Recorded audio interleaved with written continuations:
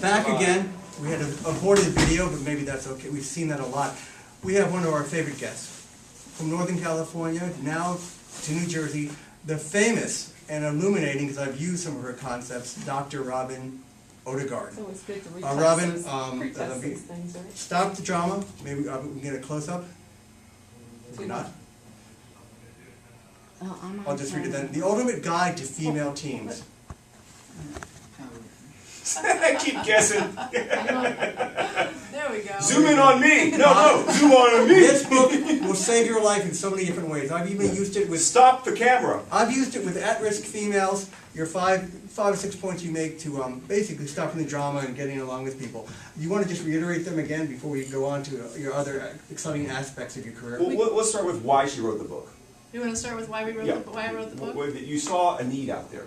Right, absolutely. So what happened was, in the work that I do, I work both within the corporate world and in the sports world.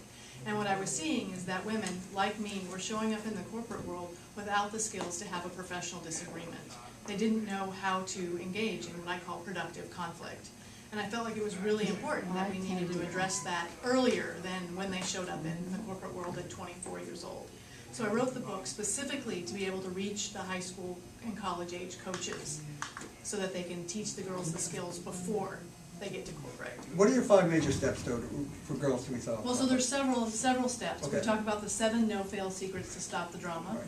and the 9 secrets to great teamwork, both of which are downloadable for free at stopthedramanow.com. But we can talk about a few of them if you'd like. Sure.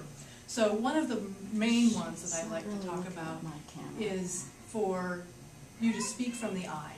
So when you have a conversation with someone, if you say, "You make me angry," you take up all of the space in the conversation. The person only has 2 options: argue with you or accept what you've told them. Okay. And if you say, "You make me angry," that's what happens. If you say, "I am angry," there's space for that person to talk with you about why and what's So you happening. don't corner them literally, and also when speaking, they're already on defensive. They feel cornered in this conversation. I have to fight back now. Right, exactly. And then I encourage people to ask why. You know, a toddler's favorite question is why. Yeah. And very rarely do we as adults use that question. And it's unfortunate because we make it up.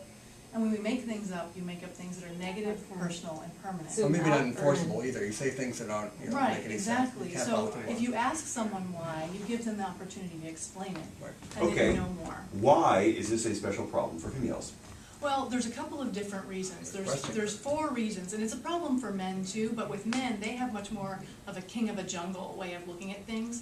Shut up and play, Yeah. and they Yeah. will, right? And we're embarrassed too. We've been challenged to shake it off and play, and we will do that. We're used to the Right. nonsense and we deal Yeah. with it. Right, exactly. Whereas a woman, if you tell her to shut up and play, she's going to shut down on you. Okay. Yes. Okay. Yes. So they get discouraged. Right. Well, they don't interact with people in the same way that men do. They will internalize it. There's a pout. There's a shutdown. Performance goes down. There's a couple of different reasons. One of them is evolutionary. There is an evolutionary reason. But the other thing, the big thing that I'm seeing, is that as women we're taught to be nice. Right? Nice girls don't engage in conflict. Nice girls don't confront someone. We just say it's okay until it's not okay. Right. And then we explode. And that's what I'm trying to teach women not to do, is to accept that we have to be so nice all the time, to actually step up and say, this is not okay with me, and to own the conversation. Yes, you still have to be nice, even though it's shifting and you can play sports, and you're in the corporate world, which is kind of mercenary. At the same time, you're a female. It's not, down in their DNA, or they were told, we have to be nice. We're not going to be aggressive. We don't Right. want to be called a bitch. Well, and you see it a lot, even with little girls, where people say, oh, don't play rough with the girl. Right, I say that. You know? I've said that, yes. Right, exactly. Why is it that you can play rough with a boy, but not with a girl? I didn't even think, I just said it. Right, exactly. Which wouldn't be a problem if there wasn't a thing called team sports for women. Well, since Title IX, it's getting more and more. I mean, it's now Well, even almost a new outside of generation. sports, Right. in the corporate world, Right. what, you don't play rough with a woman. What, you don't disagree with her then? She's not allowed to have a different dissenting opinion? And also, if a woman is outspoken, they might regard her as negatively, because that's not a woman's role. Right, well, So and they what get happens is two we echelons. wait. And so we have two situations. We Okay. wait until we're so I'm still angry tight on her. that we, Okay. get angry and yell, or are really aggressive, or we sit back and act like mice and don't say anything, and then people feel like we don't have any opinions at all. And the problem's still there in there, so, yeah.